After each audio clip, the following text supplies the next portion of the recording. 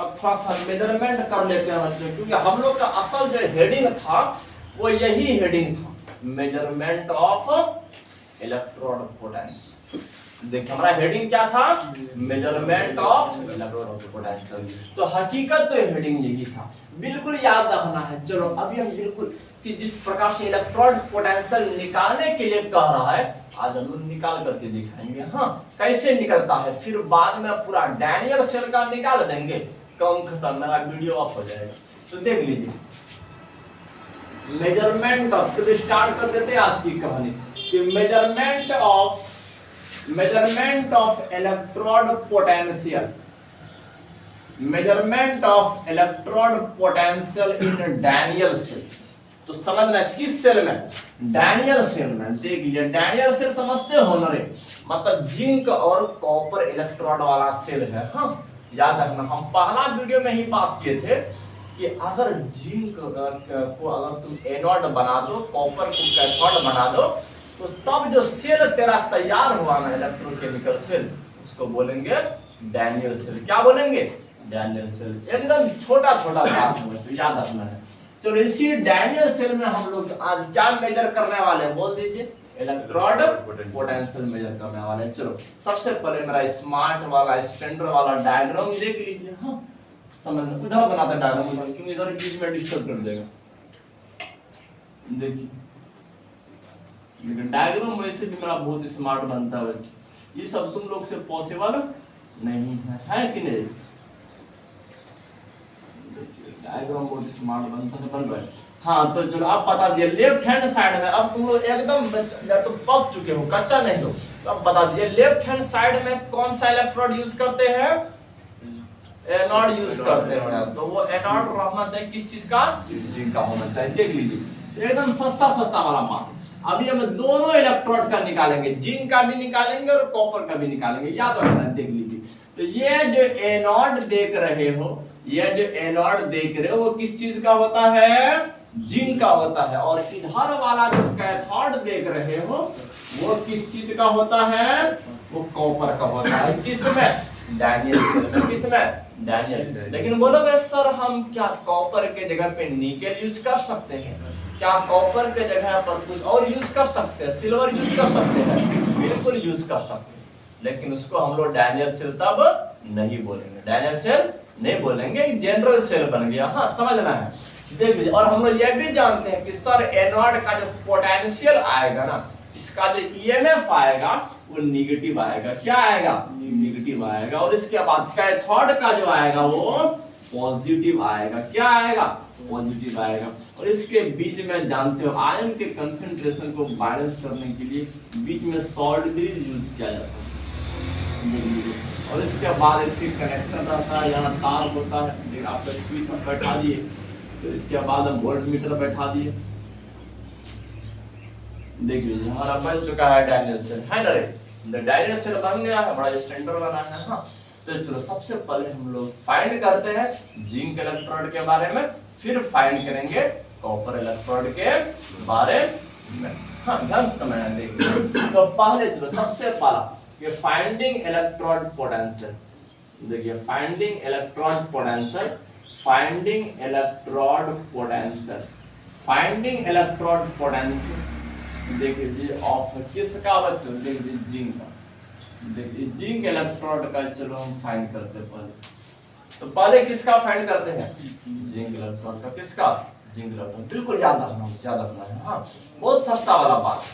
अब बता दीजिए कि अगर जिंक इलेक्ट्रोड को का क्या कहते हैं सेल पोटेंशियल फाइंड करेंगे, तो जिंक को हम लोग क्या बनाएंगे, कैथोड बनाएंगे, क्योंकि एनोड के जगह पर हमेशा हाइड्रोजन इलेक्ट्रोड रहता है।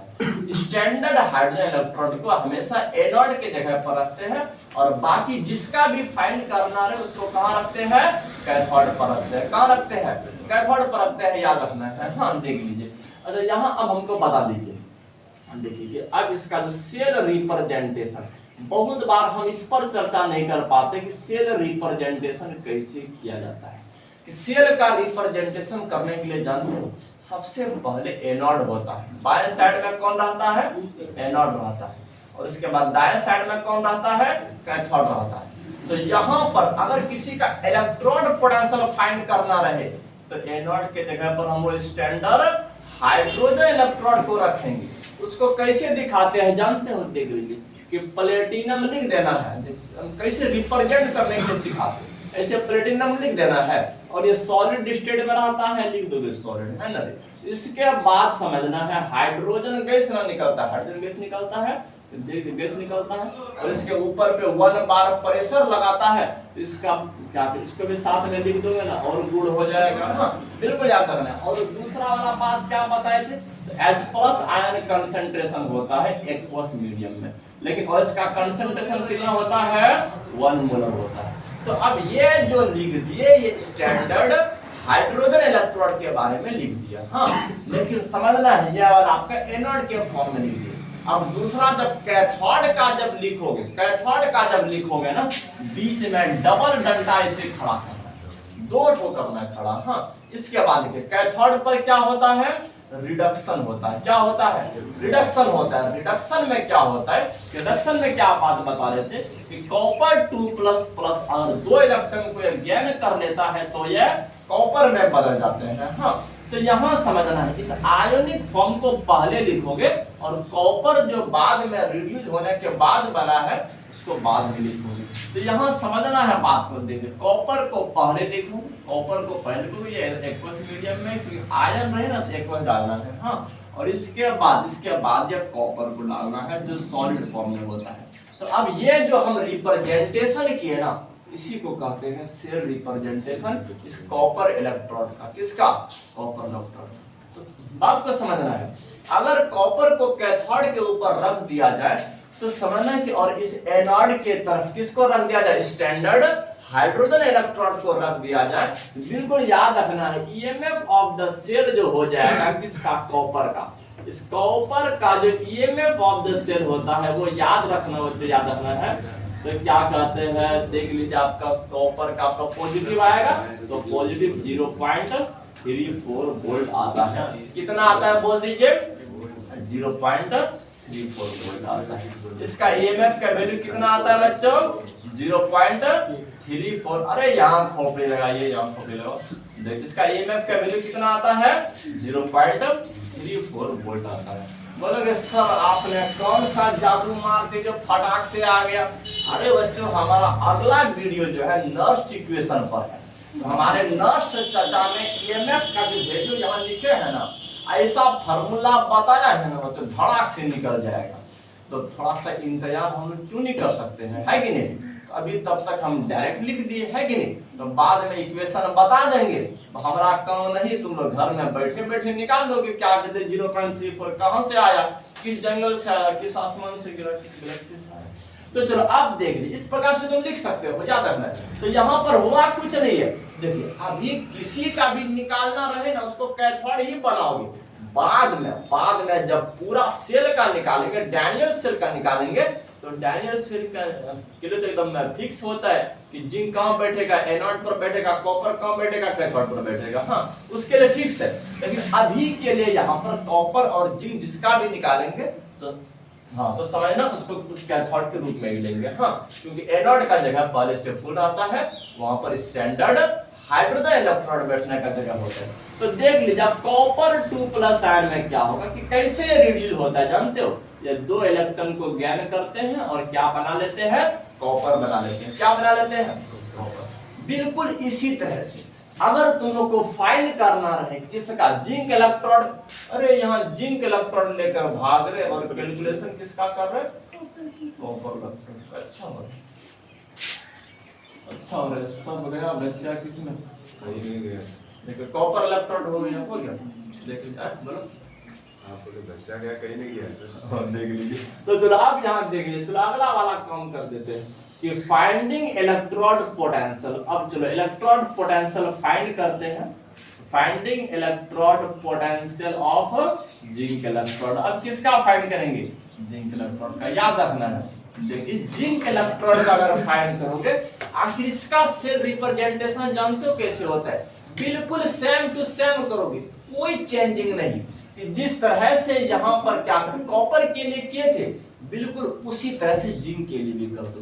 बोलोगे सर जिंक तो हमेशा डैनियल सेल में कैथोड पर क्या एनोड पर बैठता है। लेकिन नहीं बच्चों, यहाँ पर जब फाइंड करोगे पोटेंशियल तो इसको भी तुम कहाँ बैठाओगे, कैथोड पर ही बैठाओगे, क्योंकि एनोड का जगह क्या है, फुल। वहां पर कौन बैठता है, स्टैंडर्ड हाइड्रोजन इलेक्ट्रोड बैठता है, जिसका पोटेंशियल कितना होता है, 0 होता है। कितना होता है, 0 होता है, याद रखना है। तो देख लीजिए अब इसका सेल रिप्रेजेंटेशन कैसे करोगे, देख लीजिए सेल रिप्रेजेंटेशन, सेल को कैसे रिप्रेजेंट करोगे, देख लीजिए बता देते हैं सेल रिप्रेजेंटेशन कैसे करोगे। तो यहाँ समय एनोड का जगह, मतलब ये जो डबल वर्टिकल लाइन है, इससे बाएं साइड का जगह पहले से फुल है, दाएं साइड का खाली है, जिसका भी निकालना रहे दाएं साइड में बैठा हुआ है ना रे, बाएं साइड में जगह फुल है बच्चों। ये तो इस बात को याद रखना है। देख अरे यहाँ समझना है कि अब इधर आपका प्लेटिनम हो गया, जो किस फॉर्म में होता है, सॉलिड फॉर्म में होता है, याद रखना है। और तो ये सब बात सेम टू सेम लिखना बच्चों, गैस है तो गैस लिख है कि नहीं। और ये कितना प्रेशर लगाता है, 1 बार प्रेशर लगा, तो ये सब जितना भी लिख दोगे ना ज्यादा बेहतर होगा बच्चों। बात ऐसे होता है, इसके चलते कोई प्रभाव नहीं पड़ता है, याद रखना है। देख लीजिए कि अब यह हो गया, इसके बाद तुम थोड़ा सा क्या करते हैं, ये वाला आयोनिक फॉर्म वाला लिख दीजिए इधर, तो एक्वस हो गया। और ये 1 मोल देख लीजिए। तो अगर तुम स्टैंडर्ड हाइड्रोजन इलेक्ट्रोड का लिख दिए हो, फिर बीच में कितना डंडा डाल दोगे, तो हम इसके बीच में डबल वर्टिकल लाइन डाल दोगे। और इसके बाद हम किसको बैठाए, जिसको बैठाए। तो याद रखना आज जिसके साथ भी जो हो रहा है वो सिर्फ रिडक्शन ही हो रहा है, कोई भी इलेक्ट्रॉन रहे ना हाइड्रोजन को छोड़कर उसमें रिडक्शन नहीं होगा बच्चों, याद रखना है। इसीलिए हम यहाँ पहले क्या लिख रहे हैं, पहले देख रहे आयोनिक फॉर्म को हम पहले लिख रहे हैं, आयोनिक फॉर्म को पहले लिख रहे हैं बच्चों। बोलोगे सर जब आप डैनियल सेल में लिखेंगे तो कैसे लिखेंगे, इसमें थोड़ा सा चेंजिंग करेंगे, तो हम बिल्कुल अगला स्लाइड में वही बात बताएंगे। हाँ ध्यान से समझना। हाँ लेकिन अब इस केस में जो ईएमएफ आता है ना जिंक का बच्चों, देख लीजिए वो कितना आता है, याद रखना जिंक का जो आता है वो -0.76 वोल्ट आता है। कितना आता है बोल दीजिए, -0.76 आता है, -0.76 आता है, बिल्कुल याद रखना है। देख लीजिए तो इस तरह बोलोगे सर यहाँ भी आप कैसे लिख दिए सॉलिड या वैल्यू। अरे अगला हेडिंग नर्स्ट इक्वेशन आ रहा है, और हमारे नर्स्ट चचा ऐसा इक्वेशन दिए ना कि किसी भी कंसंट्रेशन पर तुम ईएमएफ फाइंड कर सकते हो। अरे हमारे बगल का पड़ोसी नहीं वो नहीं, नर्स्ट स्पेलिंग में थोड़ा सा ध्यान देना है कि ये आपका नर्स्ट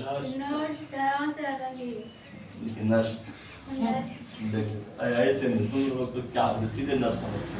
तो देखिए जिंक का जो आएगा वो कितना आ जाएगा, -0.76 आ जाएगा। हाँ बिल्कुल याद रखना है, ये हमारा वो नर्स्ट इक्वेशन से आया है। देख लीजिए तो इस तरह से वोल्ट हाँ ईएमएफ का भी होता है, क्या वोल्ट होता है, और पोटेंशियल डिफरेंस का वोल्ट होता है, तो सबका वोल्ट ही होता है। अब थोड़ा सा हम डैनियल सेल के बारे में बता देते हैं। हाँ